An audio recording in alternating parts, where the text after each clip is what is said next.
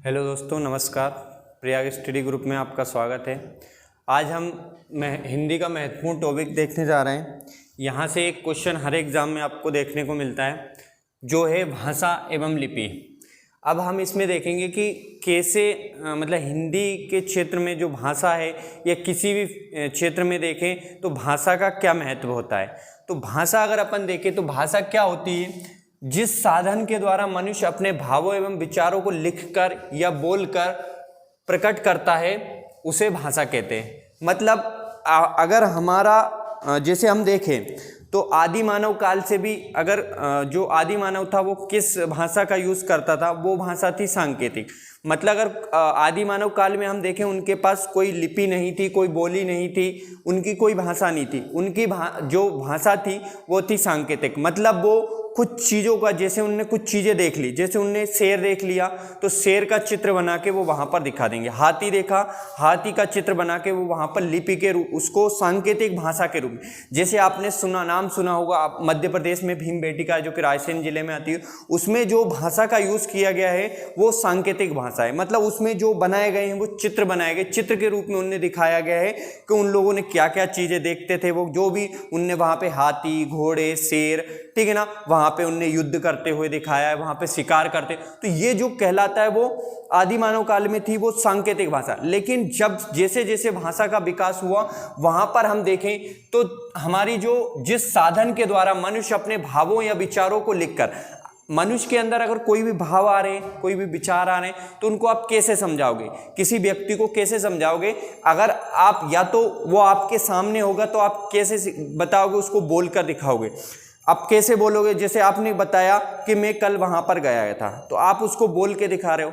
या फिर अगर आप कहीं कोई व्यक्ति दूर है तो उसको आप कैसे अपने भावों को प्रकट करोगे? लिख कर प्रकट करोगे। तो जहाँ पर जिस साधन के द्वारा मनुष्य अपने भावों या विचारों को लिखकर या बोलकर प्रकट करता है उसे हम भाषा कहते हैं। अब अगर देखा जाए तो भाषा ही हमारे समाज में भाषा एक महत्वपूर्ण रोल निभाती है। अगर मान लो हमारे पास कोई भाषा नहीं होती या कोई लिपि नहीं होती, लिपि से ही भाषा बनती, तो हम एक दूसरे के जो विचारों का आदान प्रदान कैसे करते? हाँ, सांकेतिक भाषा थी, लेकिन उसमें आप पूरी तरीके से इशारे से किसी को नहीं समझा सकते थे। ठीक है ना दोस्तों? जैसे हम देखते हैं जो लोग मूक बधिर होते हैं वो लोग इशारों से उनके जो अंधे होते हैं, जो मतलब नेत्रहीन होते हैं, उन लोगों के लिए भी देखा जाए तो ब्रेन लिपि का विकास हो गया। तो वो भी क्या है? एक भाषा है। ठीक है ना? तो यहाँ पर हम देखते हैं कि जब भी हम कोई भावों को या विचारों को अगर हम ये कल्पना करें कि हमारे समाज में भाषा नहीं है, कुछ वो नहीं, तो हम किस तरीके से जिएंगे? तो यही कारण है कि एक भाषा जो है हमारे सामाजिक जीवन में बहुत बड़ा महत्वपूर्ण योगदान निभाती है। तो हम देखते हैं कि भाषा भावों या विचारों की अभिव्यक्ति का प्रमुख साधन है। अगर भाषा नहीं होगी तो हम हमारे विचार, हमारी अभिव्यक्ति हम किस तरीके से करें? जैसे किसी व्यक्ति को सब कुछ चीज़ें हमको बताना है तो हम या तो उसको बोलकर समझा सकते हैं या हम उसे लिखकर। तो जो भाषा है ना, भाषा के दो ही रूप होते हैं। एक रूप है भाषा का मौखिक रूप और एक रूप है भाषा का लिखित रूप। ठीक है ना दोस्तों? भाषा के मुख्यतः दो रूप होते हैं। या तो उसको हम मौखिक तरीके से समझा सकते हैं, बता सकते हैं, बोल सकते हैं, अभिव्यक्ति कर सकते हैं, या हम उसको लिख कर, ठीक है ना, लिख कर उसे प्रकट कर सकते हैं, बोल सकते हैं। ठीक है ना? तो भाषा के मुख्यतः दो रूप हैं। एक रूप है मौखिक और एक रूप है लिखित। ये बच्चों, ये मुख्यतः एक टॉपिक माना जाएगा क्योंकि हमारे जो शिक्षक वर्ग संविदा वर्ग 3 में है, ये ऐसे हिंदी का एक टॉपिक है जो छोटे बच्चों के लिए महत्वपूर्ण होता है। तो हो सकता है यहाँ से एक क्वेश्चन आपसे पूछ ले। तो भाषा का देखा जाए तो एक होती है मौखिक भाषा, एक होती है लिखित भाषा। मौखिक भाषा क्या होती है? ये भाषा का बोलचाल रूप है, भाषा का बोलचाल रूप है। इसमें क्या होता है? इस भाषा, ये जो है ये भाषा का बोलचाल रूप है। इसे भाषा की आधारभूत, इसे क्या बोला जाता है? इसे भाषा की, ये बहुत इंपॉर्टेंट ध्यान रखना दोस्तों, ये भाषा की आधारभूत इकाई इसकी जो है हमारी मौखिक भाषा है, ये भाषा का बोलचाल रूप है। इसकी जो भाषा की आधारभूत इकाई है वो है ध्वनि। ये बहुत ज़्यादा इंपॉर्टेंट क्वेश्चन है दोस्तों, ध्यान रखना। यहाँ से क्वेश्चन पूछा जाता है। अभी यूपीएसआई में हिंदी में ये क्वेश्चन पूछा गया था कि भाषा की जो मौखिक भाषा है ना, मौखिक भाषा की, या फिर हम बोल सकते हैं जो बोलचाल में जो भाषा आती है उसकी आधारभूत इकाई क्या है? ध्वनि। ठीक है ना, क्या है ध्वनि। इसी तरीके से हम देखते हैं कि लिखित भाषा की आधारभूत इकाई क्या होती है, वर्ण। ये बहुत ही ज्यादा इंपॉर्टेंट पॉइंट है, यहाँ से क्वेश्चन पूछा जाता है। ध्वनि की आधारभूत इकाई क्या, जो लिखित भाषा उसकी आधारभूत इकाई क्या है, वर्ण है। और देखा जाए तो मौखिक भाषा की आधारभूत इकाई क्या है, ध्वनि है। ध्वनि, ध्वनि का मतलब क्या होता है, जैसे हम कोई कुछ चीज बोलना चाह रहे हैं, अब क्या हुआ, हमारे शरीर से मतलब हमारे अंदर से कोई ध्वनि निकल रही, वो जो ध्वनि है ना वो आती है हमारे यहाँ गले के पास। गले से जो हमें शब्द बोलना यहाँ पे कंपन करती है, और वो कंपन के रूप में, तरंगों के रूप में बाहर निकलती है। जब ये तरंगे बाहर निकलकर वायु से, वायु मार्गों में टकराती है, तो वायु के जो, वायु में क्या होती है, गैसें होती हैं, कण होते हैं, ये कण कंपन करते हैं और यही कण आगे जाके ध्वनि का निर्माण कर। तो अपन देखते हैं कि जो ध्वनि है, ध्वनि क्या करती है, वायु में बहुत तेजी से चलती है। ठीक है ना दोस्तों, ध्वनि निर्वात में गमन नहीं कर सकती, ध्वनि वायु में ही गमन करती है। ठीक है, तो देखा जाए तो यहाँ पर जो ध्वनि है वो ध्वनि ही सबसे छोटी इकाई है किसी भाषा की, किसी भाषा की सबसे छोटी इकाई। देखा जाए कि जब आदि मानव काल में किसी जो आदि मानव था उनने बोला होगा तो उनके मुख से क्या निकला होगा, कुछ भी शब्द निकला होगा, तो वही क्या कहलाता है, ध्वनि। ध्वनि ही क्या निकली होगी, सबसे पहली भाषा की सबसे पहली या मौखिक इकाई क्या है, ध्वनि है। ध्वनि, इसका प्रयोग तभी किया जा सकता है जब श्रोता या वक्ता आमने सामने हो। तो दोस्तों देखा जाए ना तो ध्वनि जो है ना, ध्वनि में आप कोई भी चीज बोल सकते हो। ध्वनि में किसी विशेष नियम, विशेष कानून की, जो मौखिक भाषा होती है ना उसमें किसी विशेष नियम कानून की आवश्यकता नहीं होती। ध्वनि को आप जनरली कैसे भी बोल सकते हो इसमें, लेकिन लिखित भाषा में आपको इसकी लिपि होना चाहिए, लिपि का ज्ञान होना चाहिए, इसमें जो वर्ण है उनका ज्ञान होना चाहिए, इसमें जो अक्षर होते हैं उनका ज्ञान होना चाहिए। तो जो हमारी मौखिक भाषा है ना, मौखिक भाषा को आप कैसे भी बोल सकते हो। ठीक है ना, मौखिक भाषा किसी भी तरीके से, आप किसी भी तरीके से कैसे भी वो भाषा उल्टा सीधा कुछ भी करके उसको बोल सकते हो। लेकिन ठीक है ना, तो मौखिक भाषा क्या है, इसका प्रयोग तभी किया जा सकता है श्रोता या वक्ता आमने सामने। अगर मान लो श्रोता कुछ बोल रहा है, वक्ता सामने, तभी तो आप किसी को बोल पाओगे ना, तभी तो मौखिक रूप में आप बोल सकते हो ना, किसी को समझा सकते हो। अगर श्रोता सामने, वक्ता सामने, श्रोता सामने नहीं होगा, अगर आप बोल रहे हो, श्रोता ही सामने नहीं तो आप किसको बोलोगे। अगर आप खुद से बात तो करोगे फिर आप लोग मतलब आपको लोग पागल समझने लगेंगे। ठीक है ना, तो मतलब श्रोता ही सामने नहीं है, श्रोता है, ठीक है ना, वक्ता बोल रहा है अपने आप, और जब श्रोता सामने नहीं है तो वो किसी मतलब की। तो इसके लिए क्या जरूरी है, मौखिक भाषा के लिए श्रोता व वक्ता का आमने सामने मतलब वहां पर उपस्थित होना अनिवार्य है। ठीक है ना।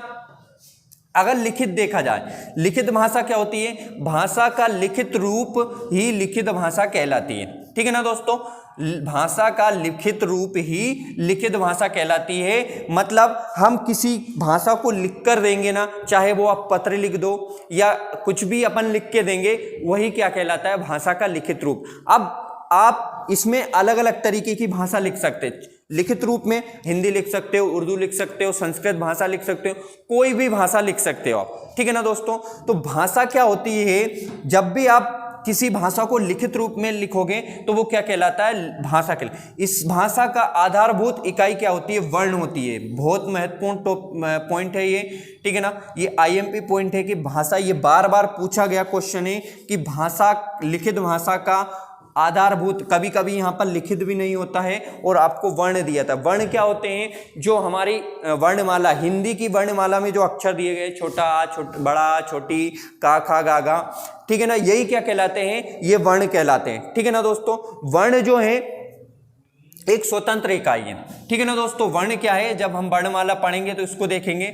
वर्ण क्या है, एक स्वतंत्र इकाई है, स्वतंत्र ध्वनि है, स्वतंत्र लिखित इकाई है। ठीक है ना, वर्ण को आप किसी भी तरीके से, जैसे का लिख दिया, इसमें हलंत लगाया, मतलब इसमें कोई मात्रा नहीं है, ये सिर्फ खाली का है। ठीक है ना, हमने छोटा आ लिख दिया, ये वर्ण लगा दिया। ठीक है ना दोस्तों, तो का जो है वो दो वर्णों से मिलकर बना है। एक तो आपका का प्लस आ, ये दो वर्णों से मिलकर बना है क्या, का जो बना है। ठीक है ना, ये दो वर्णों से मिलकर ये पूरा का बना है, ये पूरा वर्ण है। ठीक है ना दोस्तों, आगे देखेंगे वर्ण मिलके हमारा एक अक्षर बनाएंगे, अक्षर मिलके एक शब्द बनेगा। ठीक है ना, ये का, जैसे हमने लिखा कमल, कमल, कमल में क्या है, का वर्ण है, आ वर्ण है, प्लस मा वर्ण है, आ वर्ण है, और ला वर्ण है, और इसमें आ वर्ण है। ठीक है ना। तो इस तरीके से ये छोटे छोटे ये कितने वर्ण मिल रहे हैं, 1 2 3 4 5 6। कमल जो है 6 वर्णों से मिलकर बना है, 6 वर्णों से मिलकर ये कमल बना है। अब इसमें देखें तो कमल जो है, और अक्षर कितने हो गए इसमें, का मा ल, 3 अक्षर हो गए और एक शब्द हो गया, ठीक है ना। शब्दों से मिलकर पूरा एक वो बन जाता है, सेंटेंस, पैराग्राफ बन जाता है, ठीक है ना। आगे इसको अपन देखेंगे। यहां पर लिखित भाषा, भाषा का लिखित रूप ही क्या कहलाता है, लिखित भाषा कहलाती है। इस भाषा की आधारभूत इकाई वर्ण है, ठीक है ना। वर्ण समझ में आ गया होगा, ठीक है। तो ये कहला गया हमारी लिखित भाषा। अब देखते हैं हम बोली। बोली क्या होती है, ठीक है ना दोस्तों। बोली क्या होती है, जैसे हम देखते हैं छोटा बच्चा होता है, छोटे बच्चों के मुख से कुछ भी चीज निकलती है, पहले तो वो क्या हो गई, ध्वनि हो गई। तो कुछ भी बच्चे ने कुछ भी बोला, मम्मी पापा कुछ भी बोला, वो क्या कहला गया, ध्वनि। अब वो जब वो बोली क्या कहलाएगी, किसी छोटे तथा अविकसित क्षेत्र में स्थानीय व्यवहार में प्रयुक्त होने वाली भाषा क्या कहलाती है, बोली। ये भी भाषा का एक रूप है, लेकिन ये छोटा रूप है। मतलब जैसे हम देखते हैं छोटे क्षेत्रों में, जैसे हम देखते हैं बोली क्या हो गई, मालवी हो गई, निमाड़ी हो गई, गोंडी हो गई, ठीक है ना। ये क्या कहलाती है, ये बोली होती है छोटे क्षेत्रों में, जहां पर लोग आपसी व्यवहार में जो बोली का प्रयोग करते हैं। जैसे हम देखते हैं घरों में हम किसी भी भाषा का प्रयोग, तो हमारी स्थानीय भाषा जो होती है ना, वही क्या कहलाती है, बोली कहलाती है। और बोली क्या होती है, अविकसित, छोटे क्षेत्र, छोटा क्षेत्र हो गया, ठीक है ना। अविकसित क्षेत्र में स्थानीय व्यवहार मतलब खुद के व्यवहार में प्रयोग की जाने वाली बोली कहलाती है। और बोली में, ये बहुत इंपॉर्टेंट पॉइंट है, बोली में कभी भी साहित्य रचना नहीं की जा सकती। बोली में कभी भी साहित्य रचना नहीं की जा सकती, साहित्य का विकास नहीं किया जा सकता। जैसे हम देखते हैं, जैसे अपन देखते हैं कोई भी भील लोग होते हैं वो भीली बोलते हैं, ठीक है ना। गोंड लोग होते हैं वो गोंड बोलते हैं, गोंडी बोलते हैं। हमारे इधर देखते हैं तो मध्य प्रदेश के मालवा क्षेत्र में मालवा, निमाड़ी, ठीक है ना। तो ये छोटे क्षेत्रों में ये क्या बोली जाती है, बोली बोली जाती है, ठीक है ना। जैसे हम ग्रामीण क्षेत्र में एक छोटे से क्षेत्र में निवास करते हैं, वहां पर जिस भी हम भाषा का यूज करते हैं वो हमारी स्थानीय भाषा हो गई, और उसी स्थानीय भाषा को हम क्या बोलेंगे, बोली बोलेंगे। और बोली में कभी भी साहित्य की रचना नहीं की जा सकती, ठीक है ना दोस्तों। बोली में कभी भी साहित्य की रचना है। अब अगला है हमारी उपभाषा क्या होती है। उपभाषा ये भाषा की ही एक इकाई है, ठीक है ना। बोली भी भाषा की ही एक इकाई है। इसके बाद देखते हैं हम उपभाषा। यदि किसी बोली में साहित्य की रचना हो जाती है, होने लगती है, तथा क्षेत्र का विस्तार हो जाता है, मतलब जो हमारी भाषा क्षेत्र है ना, इसका मतलब अब यहां पर देखना, क्षेत्र, स्थानीय क्षेत्र, क्षेत्र का विस्तार नहीं होता। क्षेत्र का विस्तार मतलब अगर वो उस क्षेत्र में बोली जा रही तो वहीं पर बोली जाएगी और कहीं नहीं बोली जाएगी। लेकिन जब उपभाषा किसी बोली में साहित्य रचना हो जाती है, मतलब अगर साहित्य की रचना होने लगती है, तथा क्षेत्र का विस्तार मतलब जो वो बोली है ना वो और विकसित होने लगती है और अधिक क्षेत्रों में फैलने लगती है। जैसे हम देखते हैं ब्रज भाषा, हमारी बुंदेलखंडी में साहित्य रचना हुई है। बुंदेलखंडी देखते हैं, उत्तर प्रदेश में बुंदेलखंडी बोली जाती है, मध्य प्रदेश में बुंदेलखंडी कुछ क्षेत्रों में बोली जाती है, ठीक है ना। तो इसमें क्या हो गई, साहित्य की रचना होने लगती है। आपने देखा होगा आलाखंड साहित्य रचना हुई। आला उदल की जो 52 लड़ाइयों का वर्णन आलाखंड में दिखाया गया, इसमें भजन भी बन चुके हैं, ठीक है ना। तो जो हमारी उपभाषा है वो क्या कहलाती है, जब किसी बोली में साहित्य रचना होने लगती है तथा क्षेत्र का विस्तार आपको समझ में आ गया होगा, मतलब उस भाषा का क्षेत्र विस्तार हो जाता है, तो वो क्या कहलाती है, तो वो हमारी बोली ना रहकर वो उपभाषा कहलाती है। मतलब भाषा का छोटा रूप क्या हो जाता है, उपभाषा हो जाती है, ठीक है ना। तो ध्यान रखना दोस्तों, जब ये क्वेश्चन पूछा जाता है कि जब बोली का साहित्य रचना होने लगती है तो वो क्या कहलाता है, तो वो क्या कहलाता है, उपभाषा। जैसे आपने साहित्य में देखा होगा जगनिक, घाघ है, इन्होंने जो हमारी क्षेत्रीय बोली है ना उसमें इन्होंने साहित्य की रचना कर दी है। आला उदल जो रचना की है आलाखंड की, वो जगनिक ने की। तो ये क्या हो जाता है, ये हो जाती है हमारी उपभाषा, ठीक है ना। तो ये महत्वपूर्ण पॉइंट है, यहां से ये पॉइंट बहुत ही ज्यादा इंपॉर्टेंट है कि हिंदी के अंतर्गत 18 बोलियां हैं, हिंदी के अंतर्गत 18 बोलियां और 5 उपभाषाएं। अब इन 18 बोलियों को हम देखेंगे और 5 उपभाषाओं को हम देखेंगे।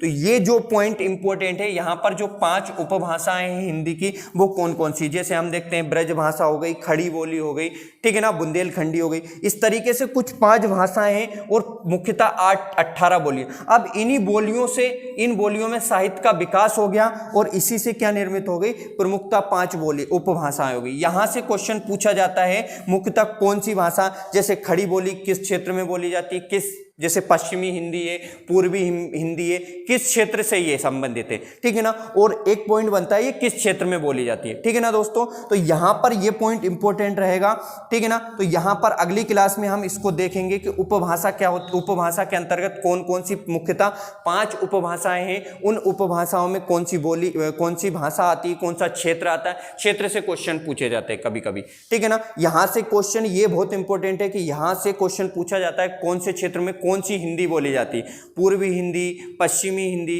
खड़ी बोली, अवधी, ठीक है ना। इस तरीके से ये क्वेश्चन यहां से बनता है, ठीक है ना दोस्तों।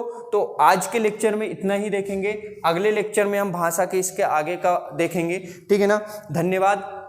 आपको वीडियो अच्छी लगी हो तो चैनल को सब्सक्राइब करें, लाइक करें और इसको शेयर जरूर कर दें। धन्यवाद।